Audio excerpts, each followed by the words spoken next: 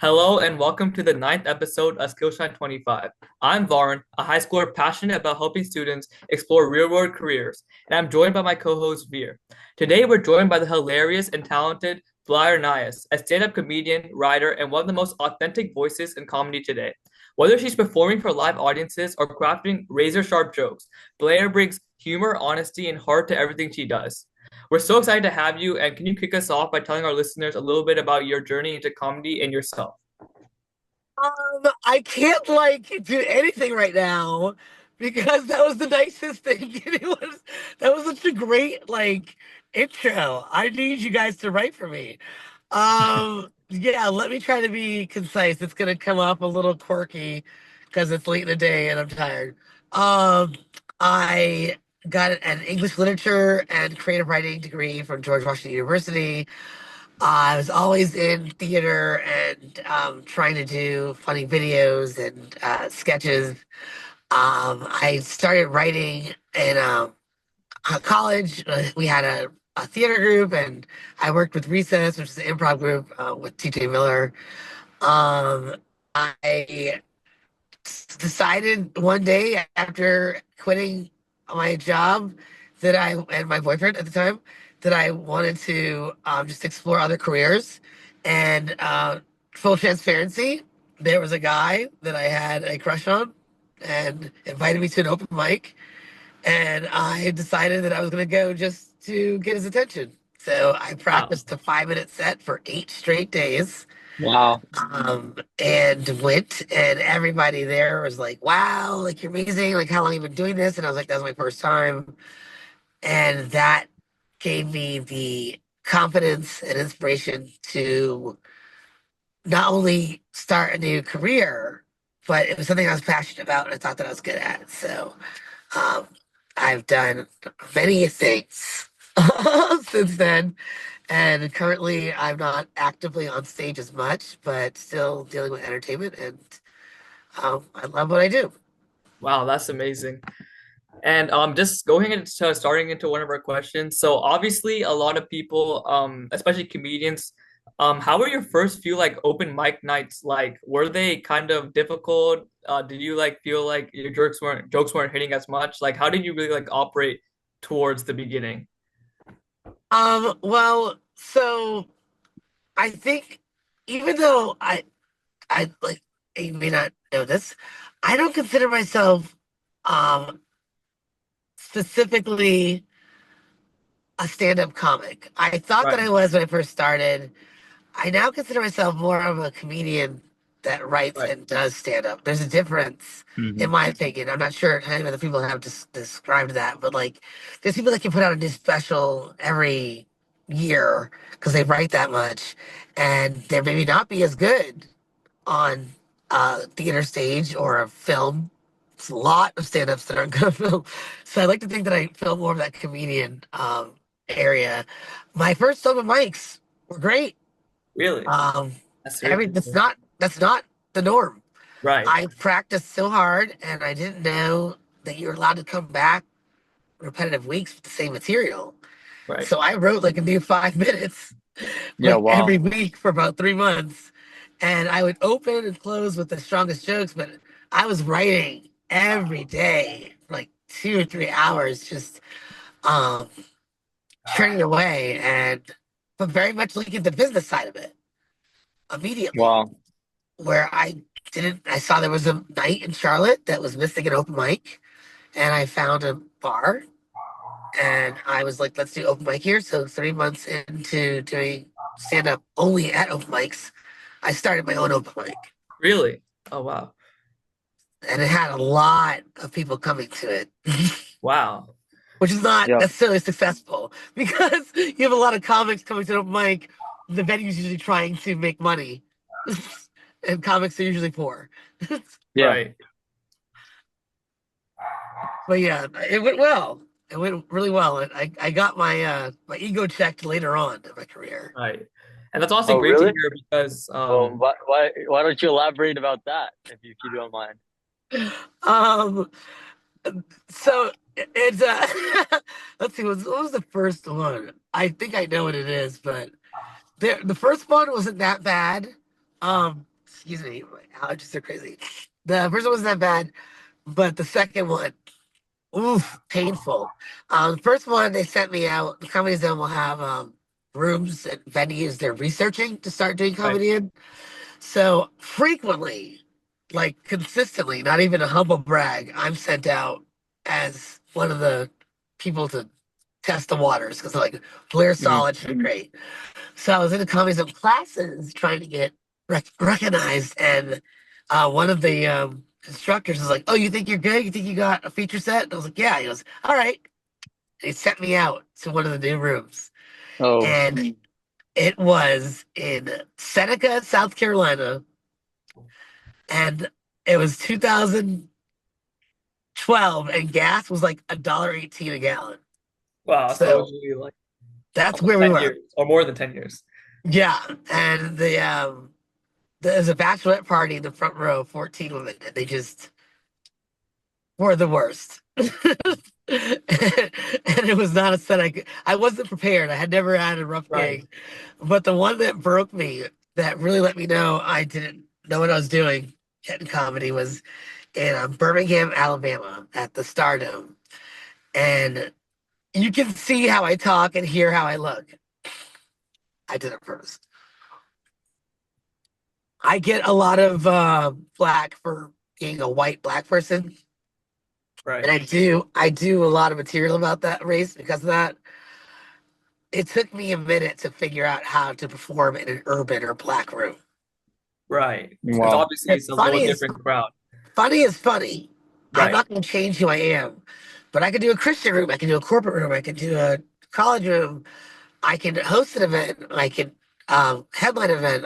I know that I've built my tools laterally so that I am able to have more opportunities. But I know now how to do that. At that time, I didn't. And I ate crap for about 25 minutes and then finally came out with one joke at the end due to crowd interaction that saved the last 5 minutes.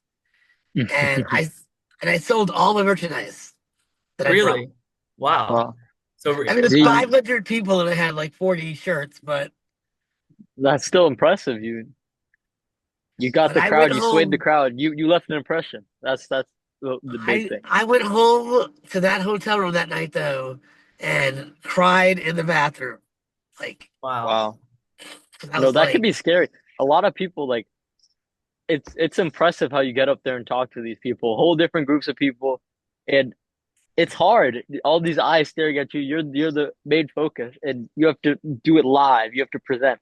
That's that's yeah. that's a very difficult talent that I'm hopefully you're proud of.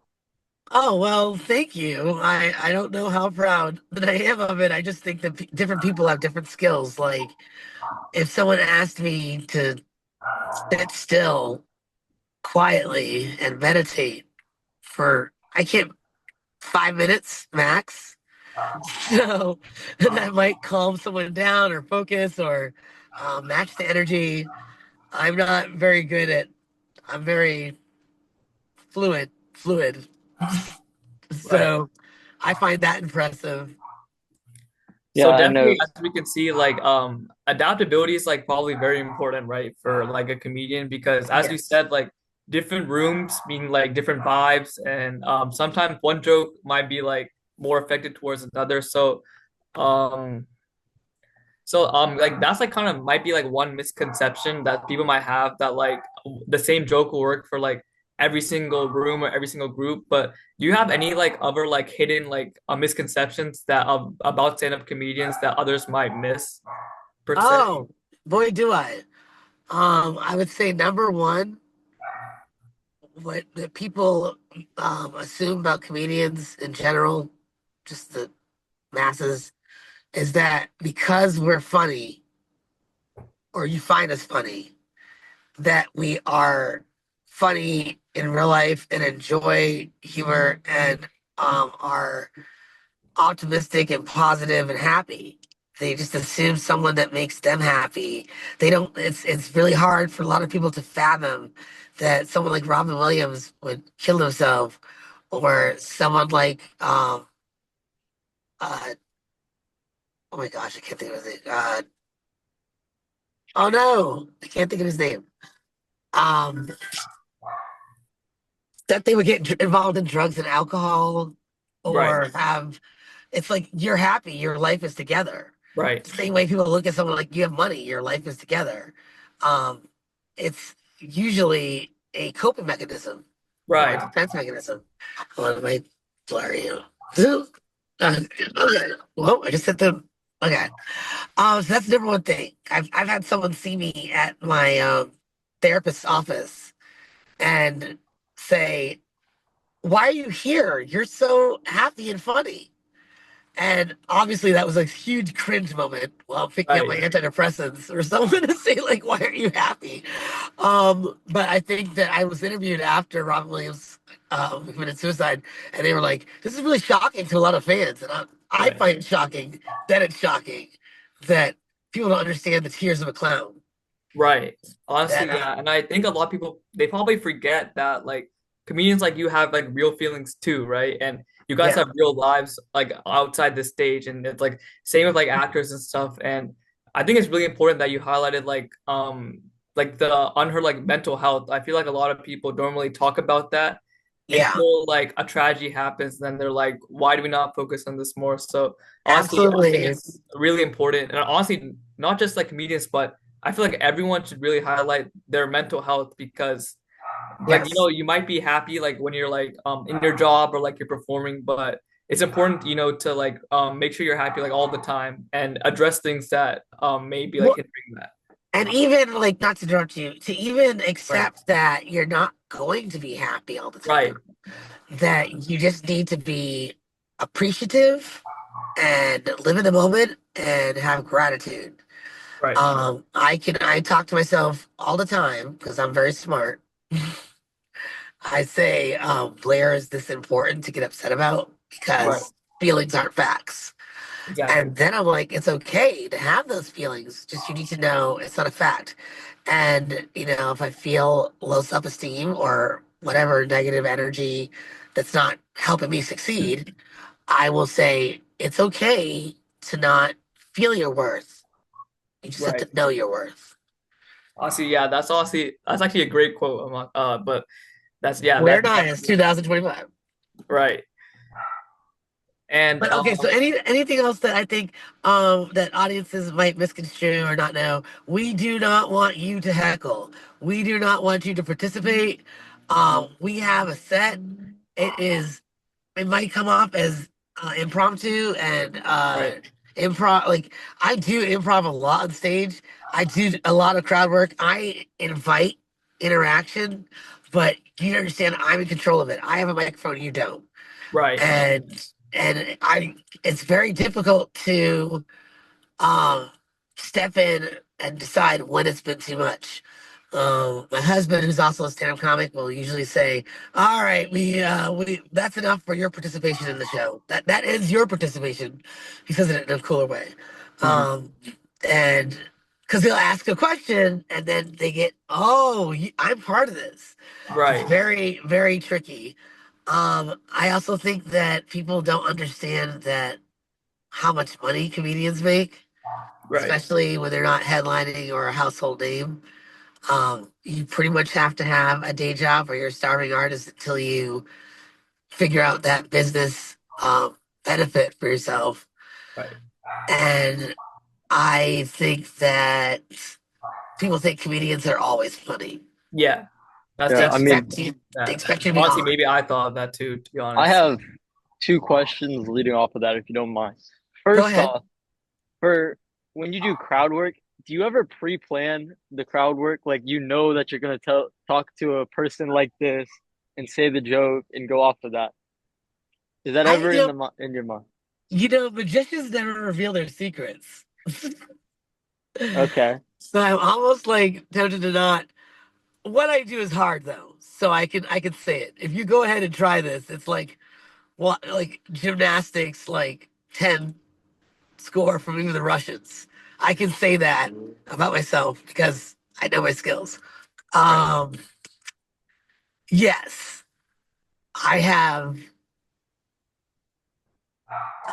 prepared responses to certain jokes where I Okay. open it up, like how many Okay. people in here did this, or who's that, or what do you call that, or who's this, and I'm opening it up to help my premise of my joke. And like who has kids here, and then I find someone that looks like they're uncomfortable answering, Right. or I find someone that looks like they're ready to give me a whole story. And I have some responses for those types of people, but I have someone every once in a while that will shock me. And that's where I think I'm good because I think on my feet. Hmm. And a lot of my writing comes from my impromptu responses. I record my sets Right. and I'm like, oh, that's good. Um, and so it's a little bit, most people that do crowd work are just good on their feet. Right. Some people that get pulled into crowd work, it gets awkward Yeah. quickly. They're not ready to break from it. And a lot of comedians that are good are able to make their set sound like they're coming up with certain things on the spot. Exactly. Hmm. Yeah. I've seen a The lot of people do last that too. the last special with Pete Holmes is a really good example of that. Pete Holmes does that really well, where he's like, um, what did he say? I went to a concert show or something like that, and he's like, I said concert show. That's how often I don't go to concerts. I called it a concert show, but he planned that. It Really. sounded like he just made a step or So I like doing that. It's fun, but you also get to find out something new every time. Right. So basically, like you may go like thinking one thing, but you're saying like the crowd can always like surprise you or like throw a Yeah, curveball or something that can like kind of like yeah, I'm change thinking your. of one joke that I do that on a lot, but I don't think I can do it for you guys. So, So but the next question I wanted to ask was, like you mentioned, the comedy is an interesting career because it's not a set salary, right? It's on a day-to-day basis what you can get out of it. And when, going off of that, where do you think the future of comedy lie, right? You see all these different forms of comedy, such as in entertainment, multimedia. Where are we going now in the future as the taste of people change, as the styles change? um, I know we are in the near future still heavily qualifying people that can sell out shows. So right now, building your audience through social media, TikTok, YouTube. Um, then when you go to a club and you say, I have 1 million followers and 500,000 are in uh, Columbus, Ohio, they're going to book you. So it's marketability and bookability. I think that's primarily through social media right now. That's how we communicate. Um, I There are still clubs that I like Comedy Zone where I am here in Charlotte, that they will put an Ali Sadiq on stage before he's a household name and maybe not make as much profit, but they believe in his comedy and the investment. And then put someone like Kill Tony on that sells out, and people are very happy. And that's what we want to do is make people happy. Right. Right now, I book comedy, and I don't always laugh at the people that I book for an event, but I know that the audience will be happy. So to make people happy right now, I think it's still going to be a mix of social media, short clips, not full stand up, um, and then people finding the next big thing and wanting to get in on the ground floor of them and supporting them until they are. And Josh Johnson, that just did the Daily Show, is a perfect example of that. He really got a good following on TikTok, and I didn't know he wrote for the Daily Show. I thought he was Right. just the stand-up that was doing Cellar in New York, and that he had really good quality videos, and that he had constant content, which is developing an audience, and people. It's not like the '80s and the '90s where people just trust you and say it's a Chuckle Hut in uh, Sacramento, California. We're gonna go because it's comedy night. It's gonna be Right. funny. They're like, let's go bowling. Let's do karaoke. comedy has to survive on stand-up. That's where we get our movies and our shows from. Writers develop out of that. Um, and right now, people don't just go to clubs on a name they don't know. Right, exactly. Hmm. Especially So because for a lot of people want to see like a household name and not yeah, like want to invest in like someone that might be great, right? they want to watch. And the thing is, like, if you really follow them and they're not like an active stand-up writing material all the time, it sucks because you go to the show and you see everything that you already saw online. Right. But I think Christian Johnson is, I'll give him a shout out, is a good example of somebody that combines social media to get his name out there and have people come to shows. I'm not sure if you've ever seen him. He's the old guy. He's a black guy with he has an old gray hair and a hat. And he peeks out the blinds and he's talking about like in a black accent something ridiculous that's happening. Very popular, and but he's a good stand-up. I saw him when he Hmm. started. Really. He's a good stand-up, and that is what's going to carry us through when the social media stand-up vibe goes. And it's just going to be like watch me online and do a paid show or something like that. It's going to be the people that can do both. Really? Okay. So you're basically saying like in today's world, a comedian just like has to be a combination of multiple things in order to Yeah. really be successful. I Right. mean, it's like I said, moving laterally. And Right. I've written for TV. I've done motivational speeches and speeches on writing. I've taught and done seminars on comedy. I've performed online. I've performed in stage. I've performed depth some different venues. I've done um, at like Greensboro Coliseum, like 33,000 people for Cat Williams. I've done a tiny little bar in Silver City, North Carolina, where you have to ride a horse. I think it's called Silver City. Um, Building yourself laterally will help you. It's like a pyramid. The wider you have skill sets, the further up you can go. And would you say like this skill set, it does it happen like over time and there's like mistakes? I mean, like, would you say that mistakes that you made earlier in your career have helped you kind of like jumpstart more into this skill set? Because a lot of people see mistakes as like a negative and that they should stop going. But what is your take on like mistakes, especially in like your industry? Oh my gosh. So you're so desperate for opportunities Right. that you really don't want to fail in any way Exactly. whatsoever. Hmm. I don't think that I have failed to meet my expectations very often, but it made me obsessive about Right. reaching those expectations. Um, yeah, but again, like Will Smith, take him or leave him. I heard the quote from him first: "Fail forward." So, I tried to have a show at the Comedy Zone. They had a 9 o'clock show and a 7 o'clock show and a 9 o'clock show. 9 o'clock show would get out around 11. I Okay. tried to have a show at 11:30, and I Right. thought it would be all the people that were leaving bars and like last call were coming to see a comedy show. It was a horrible idea. People were coming in very very drunk, loud, belligerent. I also didn't charge enough for the show. And I also mixed formats. I had sketch comedy, improv comedy, video shorts, and stand up. It Wow. was a Awesome. It's like all in one, basically. horrible idea. And it still got money. I still profited, but it was uncomfortable. So that's one of those situations where, like, fail forward. You learn every single thing that went wrong with that and don't make that mistake again.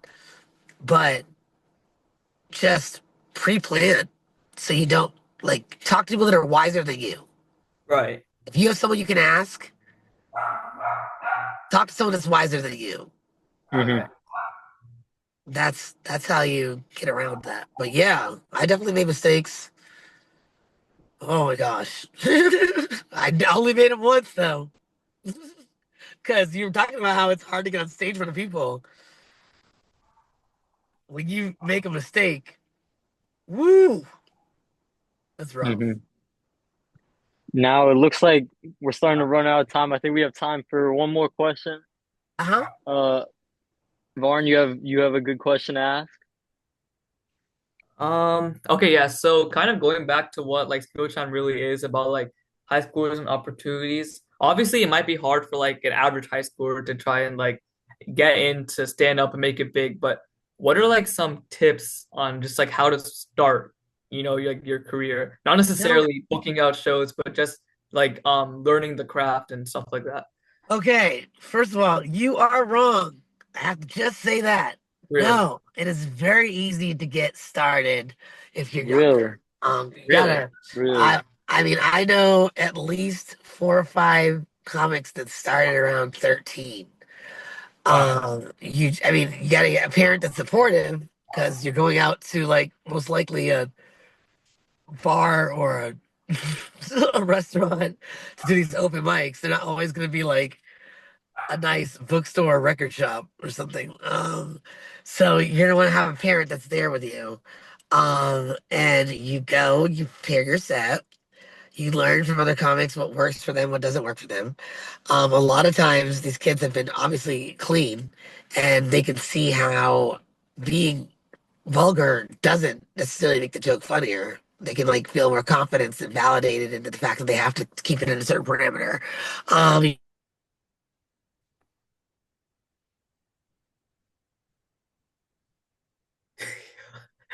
Wait, did she freeze for you or beer? I mean, the gray Really? hair the gray hair definitely like gives it away. But I was doing the math and I was like, if I had a kid when I was 20, then well, it could be your grandmother at this age. I could be a grandmother. Okay, I was Yeah. incorrect. Uh, but I was like, I mean, no one in my family had a kid until like late 30s, early 40s. Like they're just like Right. old people. But I'm talking to Ryan the other day about that. I was like, we could be grandparents. We could have had kids that Wow. had kids when they were, if our kids that we had at 20 had kids at 20, we could be grandparents.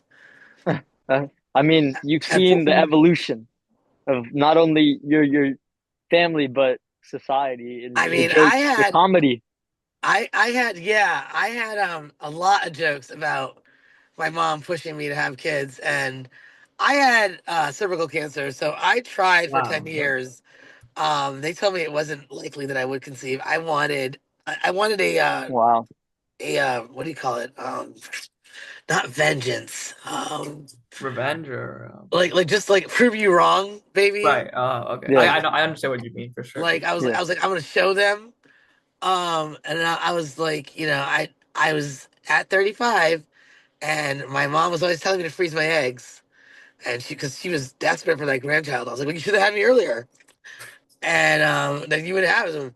But I don't regret that it took me so long. Like some people might think it's my choice, but it needed to be. I had a very Right. good time being childless, and then yeah, just I I showed up and just had a baby out of nowhere. Wow. So you really seen like honestly both sides of like um Oh, there was a very, very successful angle of my comedy for a long time of being I coined it the bad girl next door. right. Where it's like kind of Amy Schumer, kind of Tasha DeLaggero, kind of Eliza Schlesinger, um, where you're like kind of tomboyish and you say things in a more masculine way, you present your jokes, but there's a polished, more feminine spin on it. So you kind of get away with saying, like, now I call it mean clean. Right. Like, I'll get booked for a clean event, and they're like, is it clean? And I was like, yeah, no. I, I didn't talk about anything inappropriate. Just got a harsh mouth. Mhm. So, but yeah, that's really crazy that how old I am from based when I started. Most comics start very young. Right, as you said. So yeah, same to you Yeah. guys. Okay, now pick up where I left off. So I know somebody that started at 13. He was coming to our open mics, and we were just like the more you grow as a comic, you figure out your voice, and my voice at that time was pretty vulgar. Right. I Well, just said honestly, I think, whatever. or sorry, as you kind of grow with age, you kind of learn like more maturity levels of like, kind of like veer away from like the vulgarity into like more clean comedy. Well, So it's like I yeah, mean, I think as a person, right, I'm not. like that anymore. And I always write about what's going on in my life. Now, my husband, for example, he has what we call false concepts or forced concepts, and he'll be like, "Is this funny?" Because it might come from a memory or a situation, but usually he's just like, "What if?" And then he writes it. Whereas I'm like, "Oh, this." I saw that magazine cover. I'm looking at this thing in the store. I remember that story in Asheville, and it comes together of my experiences. And I usually test each little bit on its own, and then I figure out ways to move the pieces together so they work. But um, I started at 27. That was my first open Really? mic in April 28th of 2011. Wow. So almost 14 years then. Yep, yep. Wow. Hmm. Wow. And so yeah, 14 this past April. So I was kind of like, oh, look at all these newbies, look at all these young kids. Because most of them were like, the average age was 19 to 24. And they were all Wow. these like skinny white boys. And they're like, skinny. I don't know if skinny jeans are still in with young men. I know they're doing a boot cut again for girls. I mean, Um, in Atlanta they are, but to I don't know answer about that, here. I'll take that at an extra scoop behind it. 'Cause a lot of stuff happens in Atlanta. Yes, Um, for sure. yeah, where they're like hoodies with the white strings there and the skinny jeans and they have their notepad and they're all like I work at Subway or like PetSmart during the day, but secretly I'm gonna be famous. A lot of ego, a lot of resilience to adapt to an audience and grow. Um, Still, I think almost every person I've seen at open mic consistently has at least one joke I like. Really? It's Wow. So just there's it's always like just something that sticks for each comedian. I've been able. I mean, like I'd say 80% of the comedians I've seen a few times or more at an open mic, there's at least one joke I like, and it's like everybody is able to do it once. Like having an accent. I've done performances for theater where I had an accent, and that is hard because everybody can do it once, but to hold a whole script in that same Irish brogue. So I would say start young, get involved in any and everything that you can to find out what you're good at. Because I realized for stand up, I was good at improving and having very loose format. Mhm. Um, I wouldn't figure out my set list until 15 minutes before I went on. I would say this one I'm opening with, this one I'm closing with, some ideas in the middle, some new stuff, some solid stuff to go to if it's not going well, and then I'm on. Whereas my husband writes out a list on a tiny piece of like a bar napkin, and he like has to like have it and go over it and focus. And um, I love writing for TV. I love writing creative. I love giving speeches.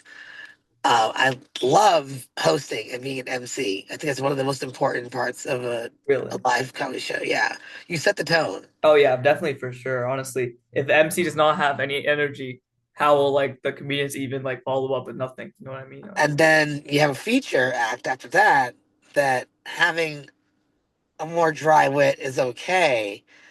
But if the audience wasn't feeling it, then the headliner has to walk in and raise things up and save it again. But there's people I know that like Mindy Kaling, for example. I think she is very funny. She's a great writer, comedic actress. She talks about in her book about how she went on the road, did some colleges, and did some stand up after The Office was hitting, and she bombed. So Really? she's not a stand up. So get out there and do everything and start as early as you can. And Wow. then That's definitely yeah, some good advice. And I honestly changed my way of thinking because I honestly thought like the younger you are, the harder it is. But as you said, now I'm maybe thinking like the but yes, opposite. I think Matt Rife was someone I mentioned. Oh yeah, before. I've definitely seen him on social media. Um, I I performed with him before he was legal, Really?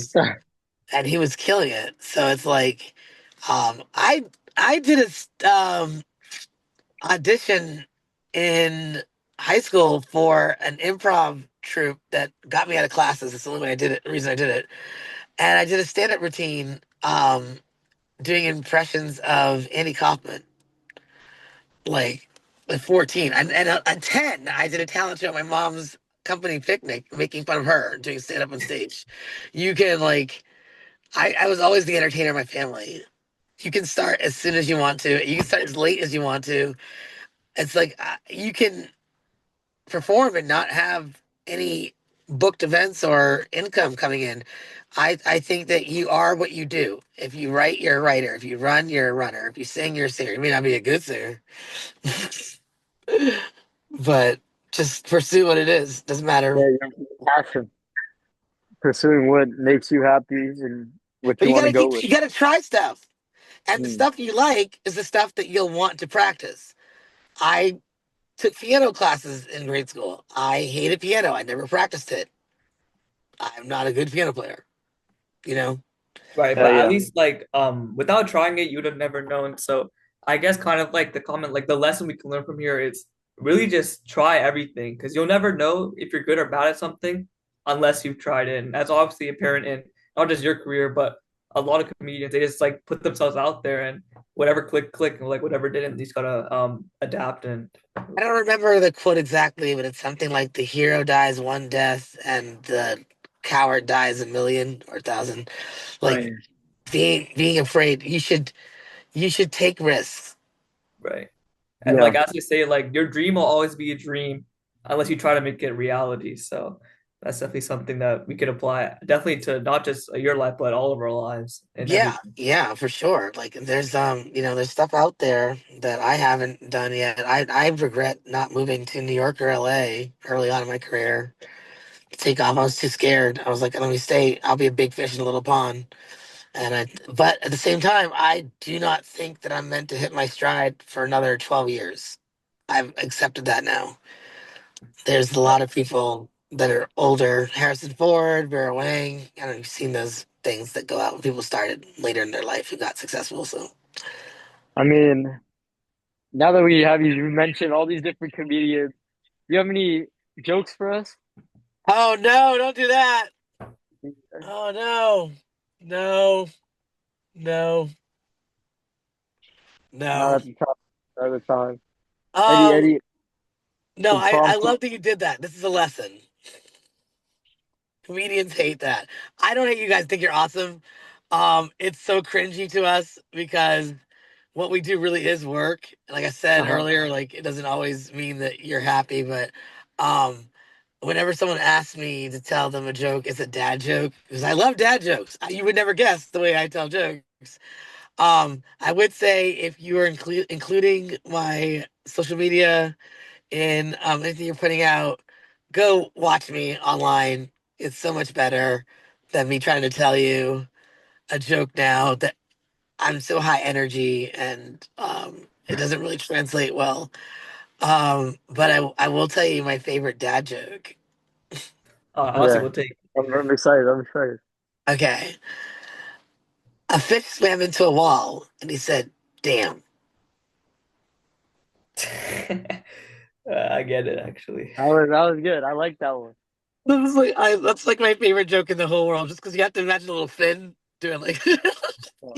Yeah. my husband like literally tells me these jokes all the time. Um, and he can tell them to me over and over again because I forget them. But I'll do one more. Yes, All right. just because you're special. All right. Um, I have to do it in a British accent though. I'm not gonna do it. All right. I told my wife I wanted to make a call out of spaghetti, and she said you can't make a call out of spaghetti, and you wouldn't believe her face when I drove past her. Oh.